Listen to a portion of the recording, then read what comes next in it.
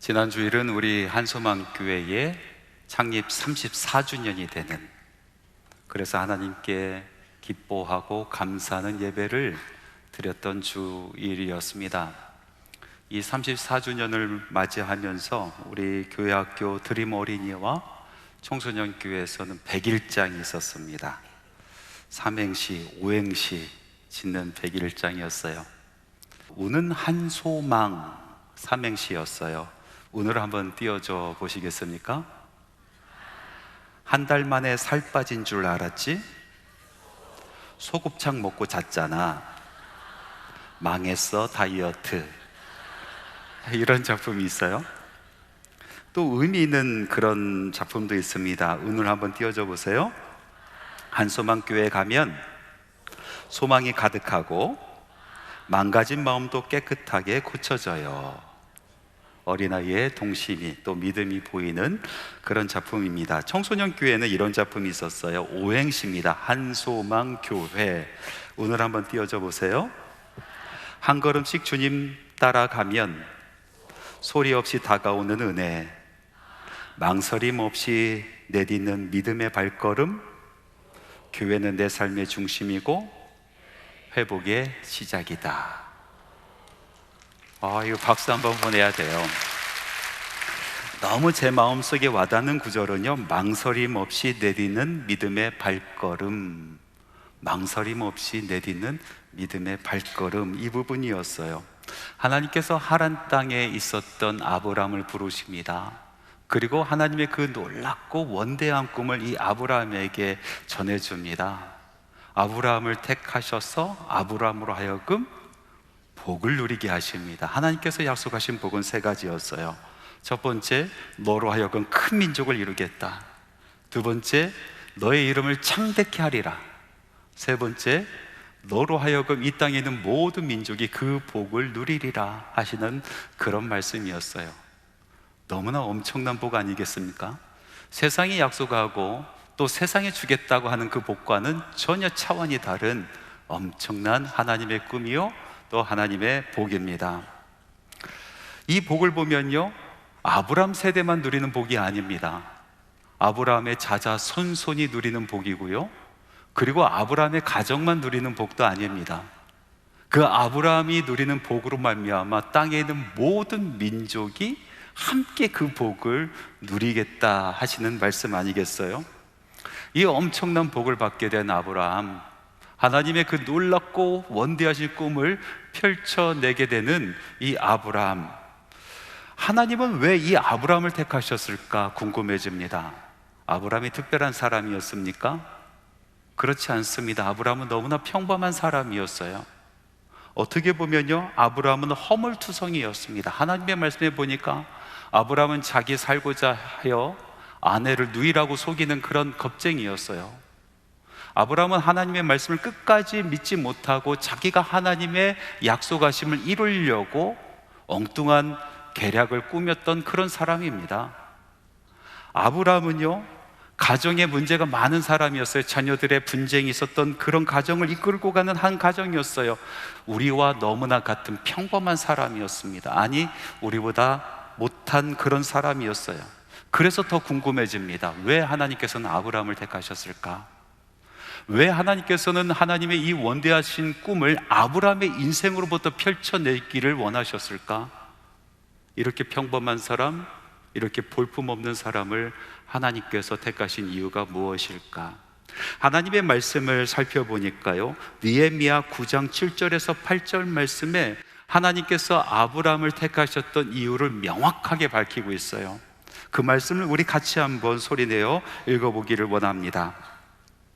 옛적에 아브라함을 택하시고 갈대아 우르에서 인도하여 내시고 아브라함이라는 이름을 주시고 그의 마음이 주 앞에서 충성됨을 보시고 그와 더불어 언약을 세우사. 무엇 때문에 하나님께서 아브라함을 택하시고 언약을 맺으셨다고요? 그의 마음의 충성됨을 보시고.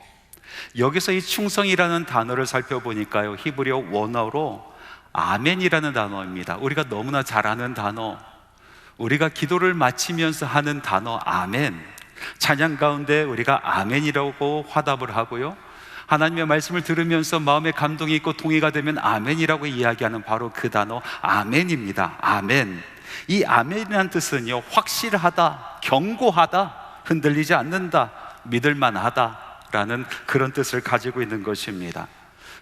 아브라함의 아멘이 그 심령 가운데 있고 그것이 충성의 모습이었다라는 것입니다. 그 모습을 보시고 하나님께서 아브라함을 택하셨어요. 그리고 놀라운 복을 내려주셨습니다. 아브라함 그 심령 가운데 마음에 있었던 그 아멘, 그 충성은 어떤 모습으로 드러났을까요? 오늘 읽은 말씀 속에 보니까 아브라함 마음속에 있었던 그 아멘이 드러난 그런 모습을 우리는 살펴볼 수가 있습니다. 제일 먼저 아브라함의 심령에 있었던 그 충성, 아멘은요, 내려놓는 것으로 드러났습니다. 하나님의 말씀 12장 1절 말씀에 보니까 이런 말씀이 있습니다. 여호와께서 아브라함에게 이르시되 너는 너의 고향과 친척과 아버지의 집을 떠나 내가 내게 보여줄 땅으로 가라. 아브라함은 이 말씀대로 자기의 고향과 친척과 아버지의 집을 떠났습니다. 여기서 말하는 고향과 친척과 아버지의 집은 무엇을 이야기하는 것입니까? 아브라함에게 유익을 주는 것들입니다. 평안함을 주는 것들이었습니다. 기쁨을 주는 것, 즐거움을 주는 것들이었습니다. 그런데 그것을 내려놓으라 라고 말씀하시는 것입니다. 아브라함은 이런 것들을 두 번 내려놓습니다. 첫 번째 내려놓은 것은 자기의 고향이었었던 갈대아 우르였습니다. 갈대아 우르라는 도시는요, 남 메소포타미아 문명의 요충지였습니다. 가장 화려하고 가장 아름다운 도시였습니다. 그곳에서 대대손손 아브라함의 가정이 터를 잡고 살았습니다. 그곳에서 화려함에 취해서 살았습니다. 기쁨을 얻으며 살았습니다. 평안을 누리면서 살았습니다. 그런데 아브라함은 그것을 내려놓습니다. 두 번째 아브라함이 내려놓는 것은 하란이라는 도시였습니다. 하나님께서 아브라함에게 찾아와서 아브라함을 부르셨을 때 아브라함은 하란 땅에 있었습니다. 아버지와 조카와 사랑하는 아내를 데리고 갈대 우르를 떠나서 하란이란 곳에 갔습니다. 아무도 아는 사람이 없습니다. 말도 설습니다. 음식도 맞지 않습니다. 아무것도 가진 것이 없었습니다. 그런데 아브라함은 그곳에서 고군분투하면서 살아냅니다. 그리고 가정을 세워 놓습니다. 기업을 만들어 놓습니다. 얼마나 힘든 인생이었겠습니까? 모든 것을 버리고 떠나가서 새롭게 시작했던 그 하란이란 땅에서 아브라함은 크게 성공하였습니다. 그런데 하나님께서 내려놓으라 하시는 것입니다.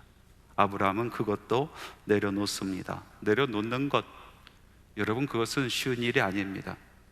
나에게 유익을 주고 나에게 기쁨을 주고 나에게 평안을 주는 것, 안락을 주는 것을 내려놓는 것은 쉬운 일이 아닙니다. 그러나 믿음의 선조들을 보았을 때, 또 믿음의 거장들을 보았을 때 그 믿음의 첫걸음은 모두가 동일하게 내려놓는 것부터 시작했던 것을 우리는 볼 수가 있습니다. 사도 바울은 예수 그리스도를 만남으로 말미암아 이런 고백을 합니다. 그리스도를 위하여 무엇이든지 내게 유익을 주었던 모든 것들을 해로 여길 뿐만 아니라 배설물로 여기노라. 여기서 배설물이란 단어, 영어 성경에 보니까 dung, 덩의 덩, 한국말로 번역하면 똥입니다. 우리나라 말로 고상하게 이야기하면 대변이라는 단어를 쓰죠. 큰 대자에다가 편안할 편자인데 우리는 변이라고 읽는 거예요. 그러니까 이 대변이라는 것은 큰 편안함, 그것을 버렸을 때 우리 안에 주어지는 편안함이 있다라는 거예요.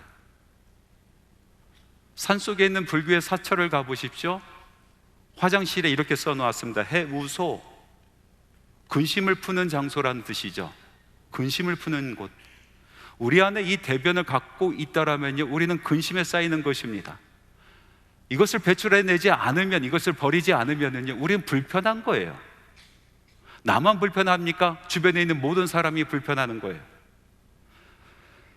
내가 이것을 어떻게 벌어서 어떤 돈으로 먹었는데 하면서 자기 몸에 쌓이고 쌓이는 대변을 버리지 못하고 있으면요, 그것처럼 어리석은 사람이 없지 않습니까? 그것을 버려내야, 아깝지 않게 버려내야 우리는 편안함을 얻을 수가 있는 것입니다. 사도 바울은요, 그래서 자기가 지금까지 누리고 있었던 그 모든 것들, 나를 기쁘게 하고 나를 안락하게 하고 또 내가 사랑했었던 그 모든 것들을 내려놓겠다라고 이야기하는 겁니다. 그것을 배설물로 여기겠다, 내가 돌아보지 않겠다, 그것을 아까워하지 않겠다라고 고백하고 있는 것입니다. 자기의 학벌, 그리고 자기의 재력, 자기의 영향력, 그것을 움켜쥐고 살면요, 세상에서 떵떵거리고 인정받고 살 수 있지 않습니까? 그런데 왜 이것을 내려놓겠다, 이것을 배설물로 여기겠다라고 이야기합니까? 그 이유는 더 좋은 것을 찾았기 때문에 그렇습니다. 더 좋은 것을 발견했기 때문에 그렇습니다. 그 좋은 것을 움켜잡으려고 내려놓겠다라고 이야기하는 것입니다. 사도 바울은 고백합니다. 빌립보서 3장 8절 말씀에 보니까 내가 그를 위하여 모든 것을 잃어버리고 배설물로 여김은 그리스도를 알고 그 안에서 발견되려 함이니. 사도 바울이 더 좋은 것을 찾았습니다. 그것은 바로 예수 그리스도였습니다. 예수 그리스도를 알기 위하여 지금까지 나에게 유익을 줬던 모든 것을 해로 여기고 배설물로 내어 버리겠다라고 이야기하는 것입니다. 그 예수 그리스도를 부여잡기 위하여 지금까지 내가 부여잡고 살고 있었던 그 모든 것을 내려놓겠다라고 말하고 있는 것입니다. 여러분, 내려놓는 것은요, 더 깊은 신앙으로 우리를 초대하는 것입니다. 그냥 수박 겉핥기식의 믿음이 아니라 정말로 진리를 알고, 그리고 그 진리를 붙들고 그 진리 안에서 자유함을 누리는 정말 깊은 믿음의 세계로 초대하는 것이 바로 내려놓는 것인 것입니다. 서두에서 말씀드린 것처럼 아브라함은 두 번 내려놓지 않습니까? 한 번은 자기 고향 땅인 갈대아 우르를 내려놓고 또 한 번은 하란을 내려놨습니다. 첫 번째 내려놨었던 이 갈대아 우르, 이 갈대아 우르를 내려놨을 때는 아마 자기 결단이었을 것입니다. 우상이 팽배한 곳이었습니다. 아마 갈대아 우르, 이 우상 속에서 뒤집어 쓰고 우상 속에서 둘러싸여 있는 그 삶이 아마 신물 났는지 모르겠습니다. 아, 내가 이러다가 내 영혼이 죽겠구나, 나의 자녀들의 영혼이 죽겠구나, 나에게 희망이 없구나, 아마 그것을 깨달은 것 같아요. 그래서 과감하게 내려놓습니다. 그런데 이 내려놓는 것은 막연하게 내려놓음입니다. 근데 아브라함이 두 번째 내려놓은 이 하란은요, 전혀 다른 차원의 것이었습니다. 그냥 막연하게 내가 죽을 것 같아서 내가 더 좋은 삶을 살기 위해서 내려놓은 것이 아니라, 두 번째 아브라함이 내려놓은 그 내려놓는 것은요, 더 좋은 것을 발견했기 때문에 그랬습니다. 더 좋은 것을 움켜잡으려고 내려놓았었던 것입니다. 마치 사도 바울이 예수 그리스도를 발견하고 예수 그리스도를 만남으로 말미암아 그 전에 있는 모든 것을 내려놓은 것처럼, 아브라함도 자기가 일평생 부여잡고 살고 싶은 것, 그만큼 가치 있는 것을 발견했기 때문에 이 하란 땅을 내려놓은 줄 믿습니다. 오늘 이곳에 모인 여러분들 적어도 한 번 정도는 내려놓고 이곳에 오신 줄 믿습니다. 세상에서 살다 보니까 세상에 가치들이 있습니다. 여러분들 움켜잡고 살아가는 것들, 아, 내가 이것을 움켜잡고 살다가는 내 영혼이 죽겠구나, 나의 가족이 행복하지 않겠구나, 그토록 내가 매달렸던 것들이 나를 진정으로 자유롭게 하지 못하겠구나라는 것을 깨달아서 여러분들을 내려놓은 줄 믿습니다. 그런데 오늘 이 시간 하나님께서는 여러분들에게 다시 한번 도전합니다. 하나님께서는 여러분들에게 다시 한번 말씀하십니다. 더 깊은 세계로 초대하시는 것입니다. 더 좋은 것, 일평생 부여잡을 것, 그것을 위하여 또다시 내려놓으라 라고 말씀하고 계십니다. 그러면 아브라함이 내려놓고 붙잡으려고 했었던 것이 무엇일까요? 그것은 바로 하나님의 말씀입니다. 하나님의 약속의 말씀. 창세기 12장 4절 말씀에 보니까 이런 말씀이 있어요. 우리 같이 한번 읽어봅시다. 이에 아브라함이 여호와의 말씀을 따라갔고 룻도 그와 함께 갔으며 아브라함이 하란을 떠날 때에 75세였더라. 오늘 말씀에 보니까 아브라함이 따라간 것이 있는데 그것이 무엇이었습니까? 그것은 바로 하나님의 말씀입니다. 저는 이 말씀을 연구하기 전에 아브라함이 하나님 쫓아간 줄 알았어요. 하나님 따라간 줄 알았어요. 그런데 하나님 따라간 것이 아니라 하나님의 말씀을 쫓아간 것이었습니다. 아브라함은 하나님을 만나고 하나님의 말씀을 듣고 그 말씀을 신뢰하였습니다. 그리고 그 말씀을 따라가는 것입니다. 엄청난 아멘입니다. 아브라함 심령 가운데 있었던 아멘입니다. 그 말씀을 쫓아갔다라는 것입니다. 여러분, 기독교는 말씀의 종교입니다. 기독교는 말씀 위에 서 있습니다. 하나님이라는 어떤 추상적인 상을 마음에 두고 쫓아 살아가는 것이 신앙이 아니라는 것입니다. 어떤 사람은 허상을 두고 하나님처럼 여기고 하나님을 섬기며 예배하며 살아간다라고 생각하는 사람들이 있어요. 자기가 생각하는 하나님을 마음에 모십니다. 사람들이 이야기하는, 경험하는 하나님을 이리저리 붙여가면서 이상한 허상을 만들어냅니다. 그리고 성경을 많이 읽은 사람들이 이야기하는 그 하나님의 모습을 거기다 갖다 붙입니다. 자기가 생각하는 하나님의 모습, 사람들이 경험한 하나님의 모습, 다른 사람들이 이야기하는 하나님의 모습을 마치 하나님인 것처럼 여기면서 자기 심령 가운데 모시고 그 하나님을 쫓아 살아간다라고 생각하는 허상을 믿는 사람들이 많이 있습니다. 어떤 사람은 잔상을 믿습니다. 옛날 뜨거웠을 때 경험했었던 하나님이 있어요. 옛날 뜨겁게 기도했을 때 찾아와 주신 예수님이 있습니다. 성령님의 역사하심을 경험했어요. 옛날에 경험했었던 그 하나님, 나를 찾아와셨던 예수님, 성령님의 역사하심, 그 잔상을 마음속에 두고 그 잔상이 마치 하나님인 것처럼 자기가 일평생 섬겨야 되는 하나님인 것처럼 보고 그 잔상을 쫓아 살아가는 사람들이 있습니다. 그러면서 나는 하나님을 예배한다라고 생각을 해요. 나는 하나님을 경배한다라고 생각합니다. 나는 정말로 하나님을 믿는 사람들이라고 그렇게 스스로를 위로하고 또 그렇게 오해하는 사람들이 있습니다. 여러분, 그것은 허상입니다. 그것은 잔상입니다. 우리가 믿는 하나님은 하나님의 말씀인 것입니다. 이 말씀 가운데 하나님이 계십니다. 하나님의 모습이 이 말씀 가운데 있습니다. 우리는 이 말씀을 통하여 하나님을 만날 수가 있습니다. 하나님이 어떤 분이신지 그 성품을 알 수가 있습니다. 하나님께서 우리를 향하여 품으신 그 뜻이 무엇인지 우리는 말씀 통해서 알 수가 있는 것입니다. 하나님께서 우리를 통하여 품으신 그 꿈이 무엇인지, 우리가 가야 될 길이 무엇인지, 어디인지 바로 이 말씀 속에서 우리는 경험하고 이 말씀 속에서 하나님을 찾을 수 있는 것입니다. 우리는 말씀을 믿습니다. 말씀을 쫓아 살아가는 사람들입니다. 말씀에는 능력이 있고 말씀 안에서 우리는 하나님을 발견하고 말씀 안에서 하나님의 뜻을 알고 말씀 안에서 나의 모습을 알고 나의 형편과 나의 처지를 깨달을 수 있고 말씀 안에서 우리는 구원의 길이 무엇인지 명확하게 알 수 있는 것입니다.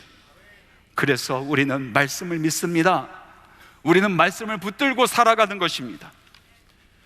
유다의 요시야 왕 때의 일입니다. 이미 북왕국 이스라엘은 아수르의 공격으로 인해서 패망하였고 그리고 뿔뿔이 흩어졌고 남왕국 유다만 근근히 그 명맥을 유지하고 있었을 때입니다. 그런데 이 남왕국 유다도 아수르가 3차례 공격함으로 말미암아 국력을 상실하고 백성들이 길을 잃었어요. 왕도 어디로 가야 될지 모릅니다. 신하들도 몰라요. 백성들도 몰라요. 그리고 사회는 타락해 갑니다. 그 당시 대제사장이 hil기야라는 사람이었어요. hil기야라는 사람이 무너진 성전을 보수하다가 한 책을 발견해요. 먼지가 가득 쌓이는 책이었습니다. 그 먼지를 툭툭 털고 열어보니까 그것이 바로 하나님의 말씀이었어요. 성경 말씀이었어요. 여러분, 말 다 했지 않습니까? 대제사장이 하나님의 말씀이 어디 있는지도 알지 못하고 있었던 거예요. 대제사장이 하나님의 말씀을 가르치고 선포하는 것도 아니고 자기가 스스로 펼쳐서 읽어본 적도 없어요. 하나님의 말씀이 어디 있는지 잃어버리고 살았단 말이죠. 성전 그 어느 구석에서 먼지가 가득 쌓이는 채로 하나님의 말씀이 방치되어 있었단 말입니다. 이 대제사장 hil기야가 하나님의 말씀을 발견하고 그것을 펼쳐보니 이것이 정말로 하나님의 말씀이구나. 너무나 놀라서 그 책을 사관에게 전해줍니다. 사관이 그 말씀을 읽어보니까 이것이 하나님의 말씀인 것을 알았어요. 그래서 요시야 왕에게 달려갑니다. 그리고 요시야 왕에게 이 하나님의 말씀을 읽어드리기 시작합니다. 요시야가 그 말씀을 듣다가 그만 그 자리에 꿇어 앉습니다. 무릎을 꿇어요. 가슴을 치면서 자기 옷을 찢으며 하나님 앞에 회개하면서 기도합니다. 그리고 명령하기를 너희는 가서 나와 백성과 온 유다를 위하여 이 발견한 책의 말씀에 대하여 여호와께 물으라. 우리 조상들이 이 책의 말씀을 듣지 아니하며 이 책에 우리를 위하여 기록된 모든 것을 행하지 아니하였으므로 여호와께서 우리에게 내리신 진노가 크도다. 여러분, 요시야 당시에 이스라엘 백성은 하나님을 몰랐습니까? 아니요, 그들 나름대로 마음속에 다 하나님을 알고 있었어요.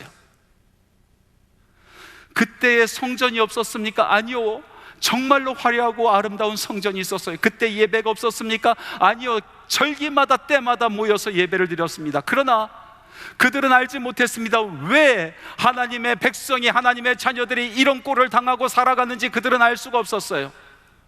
그들은 정말로 하나님을 제대로 믿고 있다, 하나님을 섬기고 있다, 예배하고 있다, 자기의 삶은 아무런 문제가 없다라고 생각하며 살았습니다. 그런데 내게 왜 이런 환란이 닥치는가? 내 나라에게 왜 이런 환란이 있는가? 그들은 아무도 알 수 없었습니다. 어디로 가야 될지 그 누구도 알 수 없었습니다. 그러나 그들이 하나님의 말씀을 발견하고 그 책을 펼쳐 읽는 순간 그들이 마음속에 두고 있었던 그 하나님이 아니란 것을 깨달았습니다. 자기들이 그토록 간절하게 사모하면서 예배했었던 그 예배가 하나님께서 정말로 기뻐하시는 예배가 아니란 것을 깨닫기 시작하였습니다.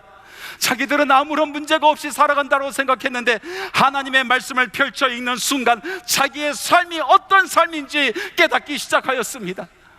왜 환난을 당하는지, 왜 고난을 당하는지, 내 나라 내 민족이 왜 이렇게 망하게 되는지 그들은 성경책을 펼쳐 읽는 순간 알게 되었습니다.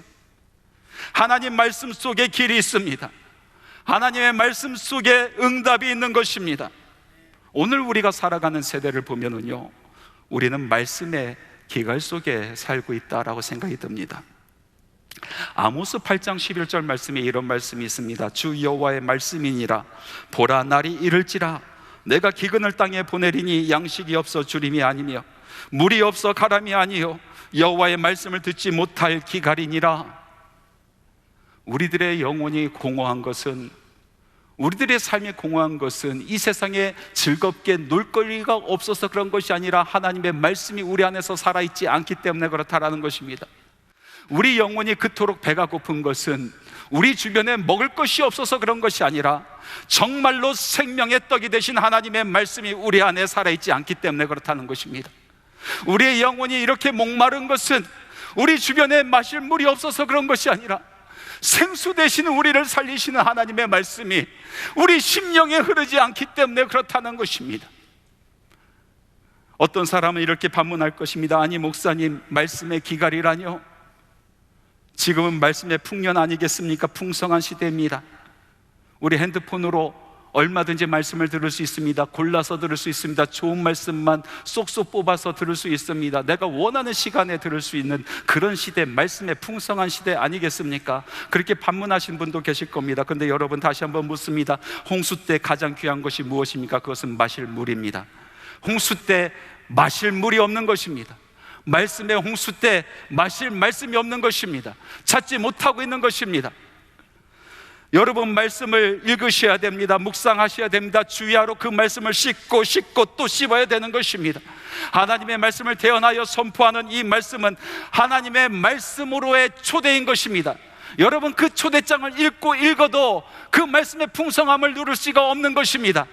그 초대장을 받아 듣고 달려가서 정말 하나님께서 우리에게 펼쳐주신 그 음식을 먹고 그 음식 안에서 향유할 때에 우리 영혼은 배불러 또 우리의 목마른 심령은 해갈될 수 있게 되는 것 아니겠습니까? 여러분, 우리 다시 한번 생각해 봅시다. 왜 내 신앙이 깊어지지 않는가? 나의 믿음이 왜 이렇게 제자리 걸음인가?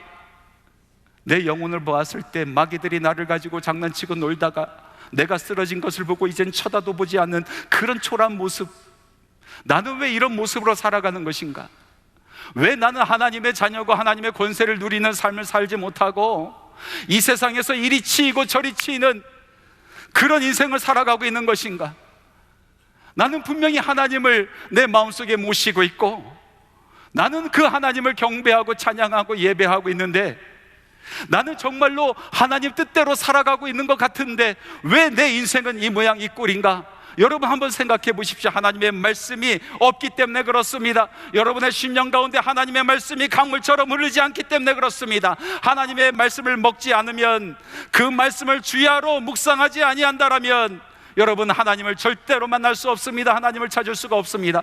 하나님께서 이 말씀 속에 펼쳐내는 하나님의 놀라운 그 은혜를 향유할 수 없는 것입니다. 그 하나님의 은혜를 누릴 수가 없는 것입니다. 아브라함은요, 하나님을 쫓아갈 때에 하나님의 일하는 어떠한 허상을 두고 그 하나님을 쫓아간 것이 아니란 말입니다. 내가 만났던 하나님에 대한 기억, 내가 경험했었던 그 주님에 대한 그 기억, 그 잔상을 쫓아간 것이 아니라 하나님의 약속의 말씀을 쫓아갔습니다. 그것이 아브라함 마음속에 있었던 아멘입니다.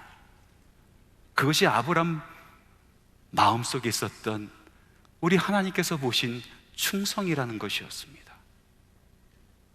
말씀을 맺겠습니다. 하나님께서 아브라함을 택하셨어요. 아브라함은 너무나 평범한 사람이었어요. 아니, 보잘것없는 사람이었어요. 그럼에도 불구하고 아브라함 마음속에 아멘이 있었어요. 아브라함 마음속에 충성이 있었어요. 아브라함의 그 아멘과 충성은 더 좋은 것을 붙잡으려고 하는 내려놓음으로 드러납니다. 사랑하는 성도 여러분, 복의 근원 되십시오. 하나님께서 여러분을 붙들어 세우시기를 원하십니다. 여러분을 사용하시기 원하십니다. 하나님의 원대한 꿈을 여러분의 인생 가운데 펼치고자 원하십니다. 우리 10년 가운데 이런 아멘이 있고 이런 충성이 있기를 간절히 사모합니다.